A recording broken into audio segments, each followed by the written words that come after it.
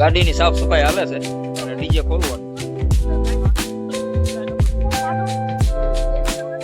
તો ફાઇનલી દ્વારકાધીશના દર્શન કરી અને શિવરાજપુર બીચ ઉપર ફરીને અમે લોકો નાગેશ્વર મંદિરે આવી ગયા છીએ. હવે મસ્ત રીતે આપણે નાગેશ્વર મહાદેવના દર્શન કરીને આપણે હજી એક જગ્યાએ જવાનું છે, તો વિડીયોમાં એન્ડ સુધી બન્યા રહેજો.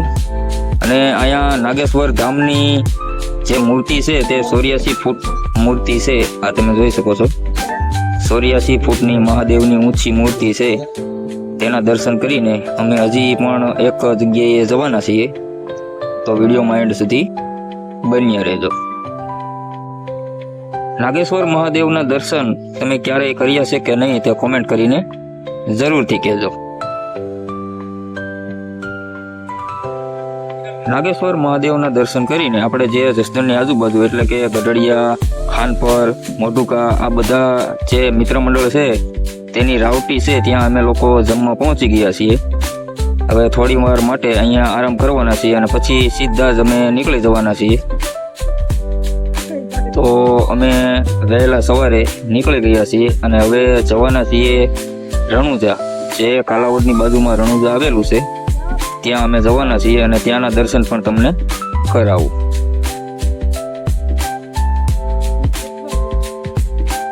જય રામાપીર. તો શિવરાજપુર બીચ ઉપર અમે ફરીને અહીંયા રણુજા પહોંચી ગયા છીએ. કાલાવડની બાજુમાં જે રણુજા આવ્યું ત્યાં અમે પહોંચી ગયા છીએ અને હવે દર્શન કરી લઈએ. જય રામદેવજી મહારાજ.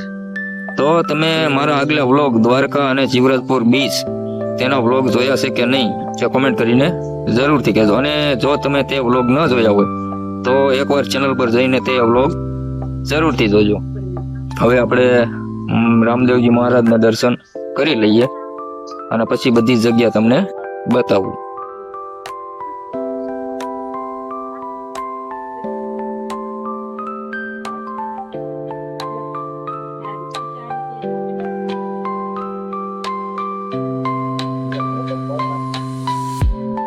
રામદેવજી મહારાજનું મંદિર ભવ્ય અને અતિ સુંદર છે. આ તમે જોઈ શકો છો.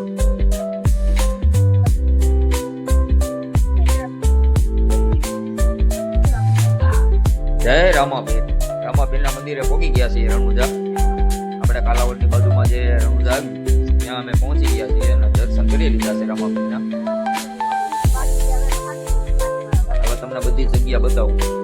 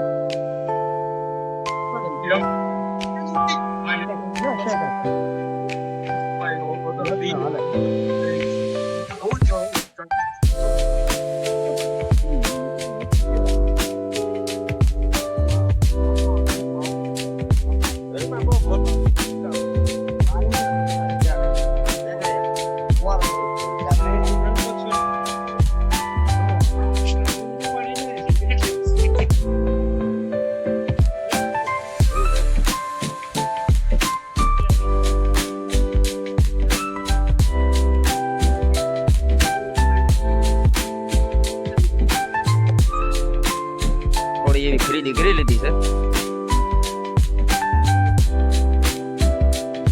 જય રામદેવજી મહારાજ અને જય દ્વારકાધીશ.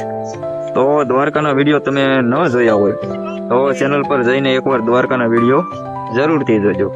અને ચેનલ પર નવા હોવ તો ચેનલને સબસ્ક્રાઈબ કરી દેજો, કેમ કે આવા અવનવા વિડીયો લઈને હું આવતો રહું. તો મળીએ છીએ નવા વિડીયો સાથે. જય દ્વારકાધીશ.